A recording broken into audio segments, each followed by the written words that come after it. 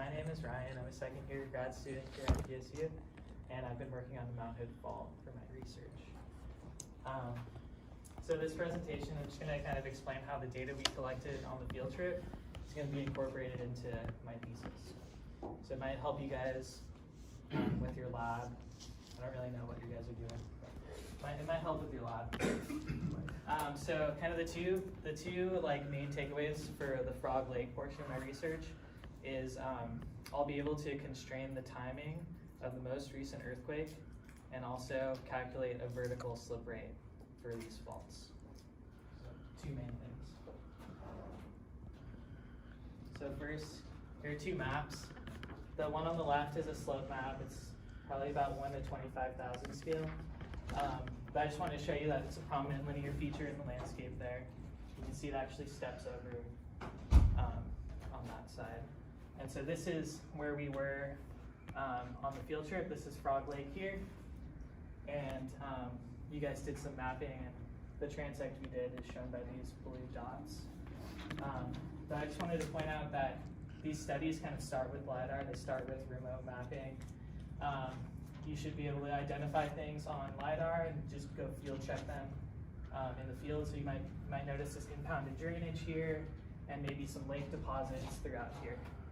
So once you've kind of identified things in the office, you can go out to the field, into the cold, and do some geologic mapping. So here are two geologic maps that I made. And I just wanted to point out the differences between these maps. I actually mapped the fault differently both times. So this map on the left, see I have the fault map through here. And I have an ending and kind of stepping over and continuing up that way. And on this map, got the fault through here, stepping over just like it did in the first map, but I thought there might be a piece of the fault here. Just wanted to point out that it takes multiple times looking at these things and very carefully observing these features. So once you're happy with your mapping, we did it's time for a transect. So this is what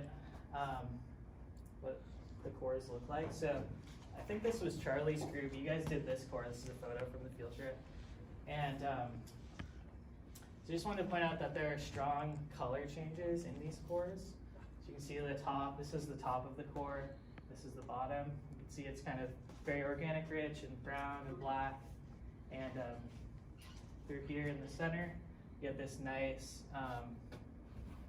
like gray, silty deposit with some like angular, subangular gravels. And then towards the bottom of this core, you can see this color change to orange, and the clasts look a little bit more weathered and a little bit more sub-rounded. And then here's the pit that was dug.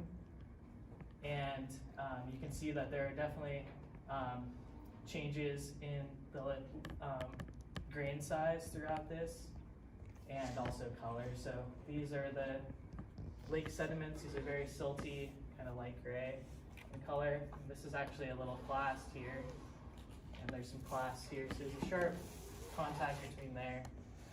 Grain size kind of increases, and you get this kind of modelly texture there. So now that, and this is kind of where like all your notes are really helpful. It's nice to know how deep you went, kind of where these color changes occur, where all of the changes occur. It's important to have. Yeah, so once you're done with that, you've taken all your notes, you've described all these sediments, you've done a few cores, you can construct a cross-section. So this is just an example of one of the cross-sections I made. So it's from A to A prime, it's on this side of the lake. And so the black, this is black line, this is the topography. You can see a clear break and slope there. You can see the locations of each core shown there. And also the depths associated with them. So I went 80 centimeters down this first core. And also which samples I collected. So that's important for constraining the timing of the most recent event and calculating the slip rates.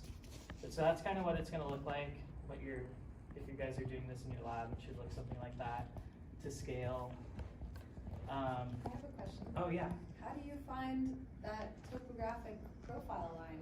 Yeah, ArcMap's a good way to use to find it. You can measure it in the field if you wanted to. You could use the contour map as yeah. well. Yeah, I mean, you can just draw, you can make it just from a contour map, yeah. And what if there's like a super nice person who would do it for them? Yeah, It's not me, I'm not that nice. That's definitely possible. I mean, I already have this line drawn and everything, and it would be very easy for me to give it to you guys. So can you drop that in the Google shared folder that I sent you today? Definitely can do that. Yeah, so the line that you guys will be using is D to D prime.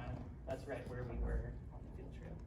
Are each of your color breakouts just each section of the core, or are those indicating like a change? Yeah, they indicate like a change. So these, the orange is kind of those orange gravels at the bottom of the first core we looked at.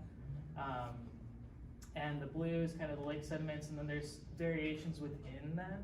So that's probably what these represent. But yeah, all the colors, all the different colors are different units that I've identified. And I'm trying to correlate them across the fault. Yeah.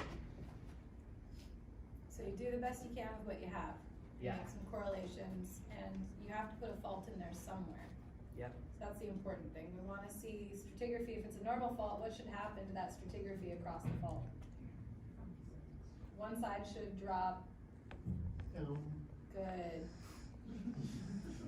One side should drop down. Yeah.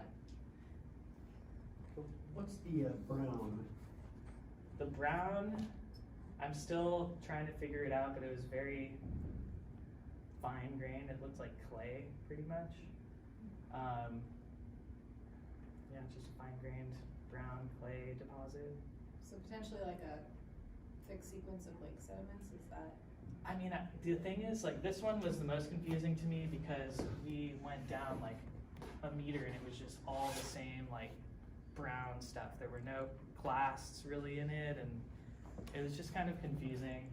So I'm not really sure what the brown unit is at this point. Yeah. Does that help? Yeah. Mary? Do you want us to use this color scheme when we create our cross-section? I mean, I think it might help. No. I mean, Is that posted somewhere? If everyone, well, I mean, we're not trying to make things harder. I just want you guys to try to interpret the data you collected. So as Yeah. long as you have a legend on yours, that's all that matters. yeah. If you want to use Ryan's color scheme, good, but you I should ju- have lake sediments, you should have colluvial wedge, you should have the coarser orange gravels. Those should be your kind of main units. Yep. I have a little bit more. Sweet? Yeah. Well, so when I was putting this together, I was trying to make Oh, sweet. think of the cross section or strat column in my head. So this is kind of what I came up with yesterday. I think the oldest, we don't see this, we didn't see this on the earthquake, I don't think. Maybe it was those orange gravels. The oldest unit is the late Pleistocene QG gravels. Then you have kind of these alluvial gravels on top, maybe interfingered with some lake sediments. But the main thing that I'm interested in is this earthquake. And if we can date some of these sediments that were deposited before the earthquake and some sediments that were after the earthquake, we can constrain the timing of that event. And I think this picture just shows it really well. It's like you have these lake sediments that were buried by this colluvial wedge. Earthquake occurred right between them. How do you date them? Great question. So I use charcoal, Nice. C14, and then so these are the important units I wanted to date, and so yeah, little pieces of charcoal from within them. Nice plot. Thanks. And then yeah, this is just kind of a cartoon of like maybe what we should be thinking about. But we have these deposits that are dated. The fault's in here somewhere, probably dipping like that. And you can see that they've been offset. These are the same units. And so we want to measure the vertical separation. Now that if we can date those units and we can measure the vertical separation, we can calculate a vertical slip rate. So, I mean, that's just a very simple way of doing it.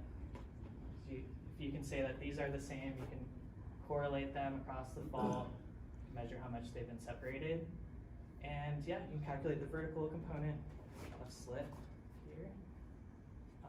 And this is important because we know absolutely nothing about this fault system. It wasn't mapped prior to LiDAR data, so this is going to be the first quantitative evaluation of fault scarp heights and ages of displacements so that we can calculate our slip rate or our loading rate on the fault. And once we have that loading rate, we can start thinking about those earthquake recurrence models that you guys love, right? Yeah. I'm sorry, I'm nerding out. Yeah. This is really nice, Ryan. I think you could teach this class. Yeah, I have eye candy too. I know you're into eye candy, but this is just other areas of the fault. You can see, so this is the fault yeah. here. Boom, Oh, right through here. It's cool. down to the west, B to B prime. So the fault goes down that way. And we have these three beautiful moraines that are offset by the fault. So you can actually measure the vertical component of slip and also the horizontal component. You can get net slip here. Pretty cool. Nice. Yeah, and there's just, I mean, other things, uphill facing scarps. And then this one's We kind would of, have taken you to some of these, but they are really hard to get into. yeah, I mean, everyone can see the scarp there. yeah, And so it's right through here. Nice. And then, so this side goes down during an earthquake, this And side what's goes up. interesting about the down drone side is it's approaching the summit. It's on the summit side. So uphill side of Mount Hood goes down and the flank of Mount Hood goes up. Yeah, Yeah, it's weird. that's a beautiful one, but it's a pain to get to, so. Yeah, and then last one, there's good stratigraphy there too. The last one, this is Multiple Mountain, this is south of the summit, but I just want to show you, this is like the fault through here, and this is the active trace. You can see these little pieces of it going through there. There's three little pieces, and this plot shows, or this graph shows that. See, it's three little pieces, shows how deformation is distributed there. But yeah, it's pretty sweet, just a little bit, like half a meter for each one or so. Yeah, that's all I got. Thank you. Nice.